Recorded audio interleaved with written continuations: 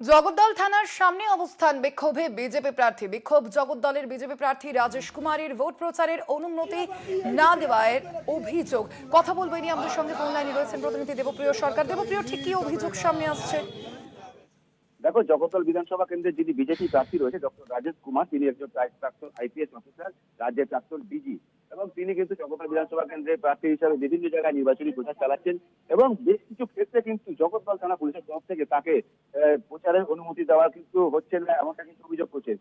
বিভিন্ন জায়গায় প্রচার থেকে শুরু করে যে পথসভা, সমস্ত জায়গায় অনুমতি বাতিল করা হচ্ছে জগদ্দল থানা পুলিশের পক্ষ থেকে, এমনটা কিন্তু অভিযোগ করছেন জগদ্দল বিধানসভা কেন্দ্রের যিনি বিজেপি প্রার্থী ডক্টর রাজেশ কুমার।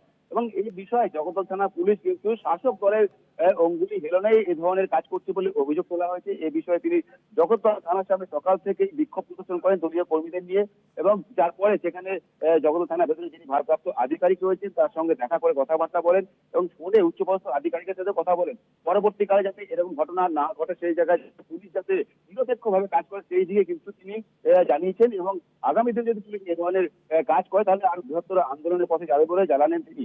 এবং এই ঘটনায় স্বাভাবিকভাবে কিন্তু জগদ্দল থানার সামনে বিক্ষোভ প্রদর্শন করায় থানার সামনে রয়েছে ব্যস্ততম ঘোষপাড়া রোড, সেই ঘোষপাড়া রোড কিন্তু অবরুদ্ধ হয়ে পড়ে, এবং এই ব্যস্ততম ঘোষপাড়া রোড অবরুদ্ধ হওয়ার পরে যান চলাচল ব্যাহত হয়। পরবর্তীকালে পুলিশের আশ্বাসে কিন্তু যে এরকম ঘটনা প্রতি রাখা হবে যাতে না হয়, একেবারে সেই পরে আশ্বাস পাওয়ার পরে কিন্তু অবস্থান বিক্ষোভ তুলে নেওয়া হয় জগদ্দল বেশ, থানা ধন্যবাদ তোমায় সামনে থেকে। দেবপ্রিয়। আপাতত যায়নি যাবে না।